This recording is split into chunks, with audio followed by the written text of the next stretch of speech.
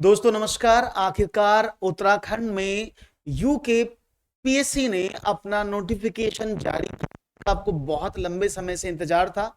बहुत सारे क्वेश्चंस आपके माइंड में भी हैं कि भाई जो भर्ती आई है वो डायरेक्ट होगी या उसमें स्क्रीनिंग परीक्षा का भी आयोजन किया जाएगा, क्योंकि स्क्रीनिंग परीक्षा ऑलरेडी स्टार्ट कर रहे हैं, बच्चे कर चुके हैं। तो उस पर एक जद्दोजहद जारी है। इन सभी क्वेश्चंस को लेकर के हम आगे बढ़ेंगे। क्या अदर स्टेट वाले भी एलिजिबल होंगे, इन सब पर हमारी चर्चा होगी। और उत्तराखंड पब्लिक सर्विस कमीशन ने क्या नोटिफिकेशन जारी किया एक बार देख लेते हैं और आपके सभी क्वेश्चंस को सेटिस्फाई करने की कोशिश करते हैं।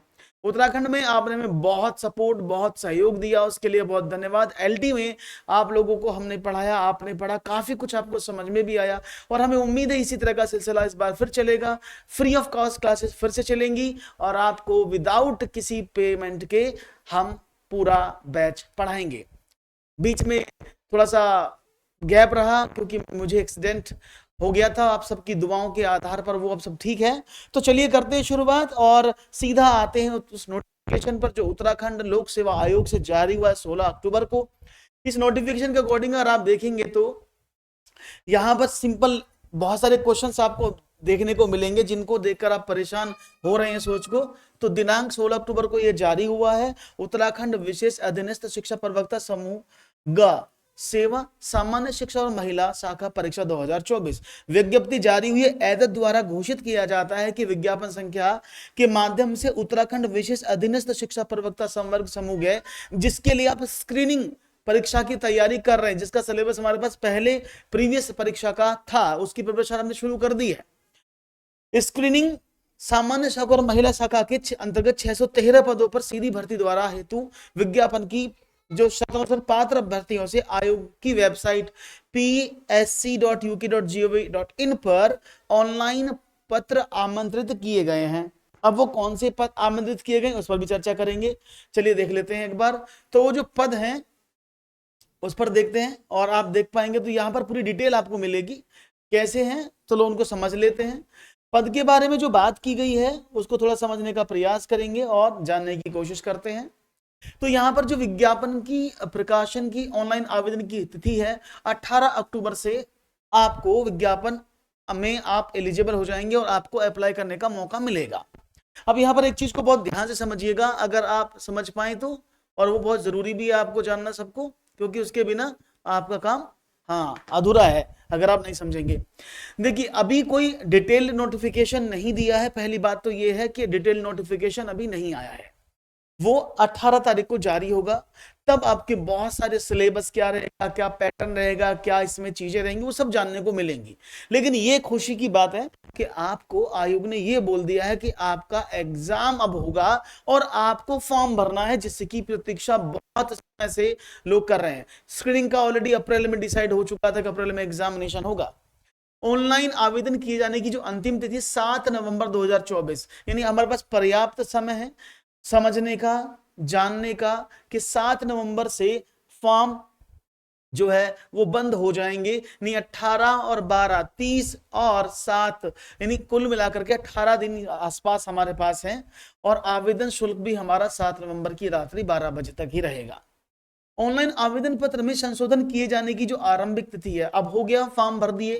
कई बार हो सकता है आपका गलत हो जाए, नाम और ईमेल आईडी में गलती मत कीजिएगा। हो सकता है पिताजी के गलती हो जाए या कोई एड्रेस गलत हो जाए, कोई एजुकेशन क्वालिफिकेशन गलत भर जाए, तो उसको चेंज करने का मौका आपको 19 नवंबर 2024 से मिल जाएगा।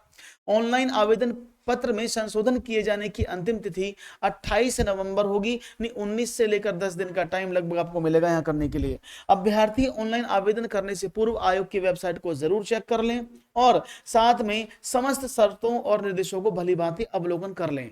अब यहां पर आपके क्वेश्चन जो मैंने बोले वो क्वेश्चन जरूर आपके दिमाग में आए होंगे। क्वेश्चन नंबर 1 जो आप सोच रहे हैं उसको हम क्वेश्चन को ले लेते हैं, जिससे कि आपको प्रॉब्लम ना आए।